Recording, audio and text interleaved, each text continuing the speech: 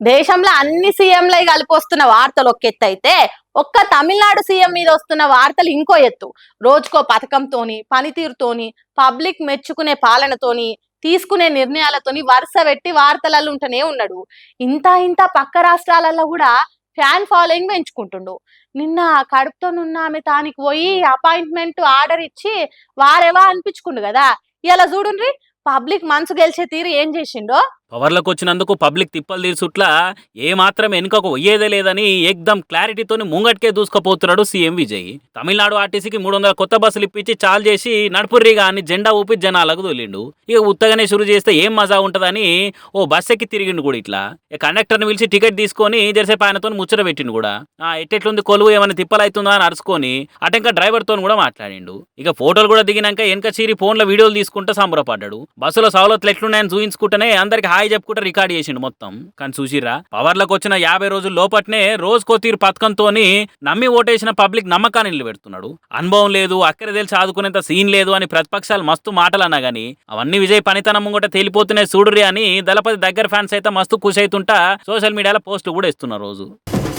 మీరు ఎన్నన్నా చెప్పుర్రి ఏమన్నానుర్రి, కొత్త కొత్త రూల్స్ పెట్టుట్లా, కొర్రీలు పెట్టి కన్ఫ్యూజన్ చేసుట్లా మోడీ సర్కార్ ను మించిన మోదవారి గవర్నమెంట్ ఈ దునియాలో ఇంకోటి లేదేమో పొర్రి. ఇది నేనంటున్న మాట కాదు, పౌరసత్వం ప్రూఫ్ మీద కొత్త గినొస్తున్న ముచ్చట్లతోని రెచ్చిపోయి సోషల్ మీడియాలో ఇచ్చి పడేస్తున్న జనాల మాట. కావాలంటే మీరు కూడా చూడండి. ఇదొక్క కార్డు ఉంటే చాలు అన్నిటికీ ప్రూఫ్ ఇదే అని చెప్పి ఆఖరికి లైన్లు కట్టి ఆఫీసులో చుట్టూ తిరిగి తెచ్చుకున్నాక ఇది కాదు ఇంకోటి అనుకుంటా కొత్త కొత్త ఆలోచనలో కొబ్బరికాయ కొట్టుట్లా మోడీ గవర్నమెంట్ మోక మీద ఉంటుందబ్బా. అసొంటిది ఈసారి ఇంకో అడుగు ముంగట్కేసి కొత్త ముచ్చట చెప్పిరు. ఇదివరకేమో ఆధార్ కార్డు పౌరసత్వానికి ఆధారం కాదంటిరి, పాన్ కార్డుకు పౌరసత్వానికి సంబంధం లేదన్నారు, ఓటర్ ఐడి కూడా పౌరసత్వం నిరూపించుకునేందుకు పనికిరాదన్నారు.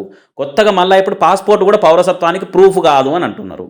వా అన్న వా, పేరు, ఇంటి పేరు, పుట్టిన తారీఖు, అడ్రస్సు, అమ్మనాయనవులు, మగాయనైతే భార్యవలు, ఆడామైతే భర్తవలు, ఇవి నిజమే అంటానికి ఇవి కాయిదాలని 10 రకాల డాక్యుమెంట్లు, సంతకాలు, బయోమెట్రిక్ అన్నీ తీసుకొని వెనక ముందు అరుచుకొని ఏమన్నా కేసులున్నాయా, వెనకట వలన చంపి బొందబెట్టిరా అని పోలీస్ వెరిఫికేషన్ కూడా చేసి అన్నయ్యకి ఇచ్చిన పాస్పోర్ట్ కూడా పౌరసత్వం నిరూపించుకునేందుకు పనికిరాదనంటే మరి ఏది ప్రూఫ్గా అనేది సెంట్రల్ సర్కార్ వారే చెప్పాలి.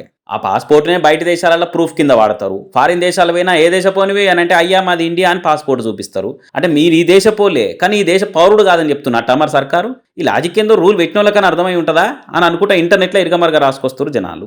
లేకుంటే ఇంకేదైనా సిటిజన్షిప్ కార్డ్ అని కొత్తగా ఏదైనా తెస్తుంది ఆ సర్కారు, దానికి కూడా 7 సొంతూరుకు పోయి లైన్లు కట్టి ఆడ ఫోటోలు దిగి ఏలి ముద్రలు పెట్టి ఎన్నడో మళ్ళీ కార్డు వచ్చినాడు తీసుకోవాలనా అని అనుకుంటా కొత్త డౌట్లు రాసుకొస్తారు కొందరు. సరే ఇవేవి ప్రూఫ్లు కాదన్నారు కదా, మరి నేను భారతీయ పౌరుణ్ణే అని బరాబర్ నిరూపించుకునేందుకు ప్రూఫ్ ఏదనుకోవాలి ఇప్పుడు? ఫేస్బుక్, ఇన్స్టాగ్రామ్ ఐడీలా ఎట్లా? అవన్నీ కూడా కాదు, డైరెక్ట్ మీరు బీజేపీలో చేరి సభ్యత్వం తీసుకొని కమలం పార్టీ కన్వ కప్పుకుంటేనే ఈ దేశ పౌరుడు అంటారా ఇంత అని అనుకుంటే ప్రతిపక్షాలు కూడా ఫైర్ అవుతున్నాయి గట్టిగానే.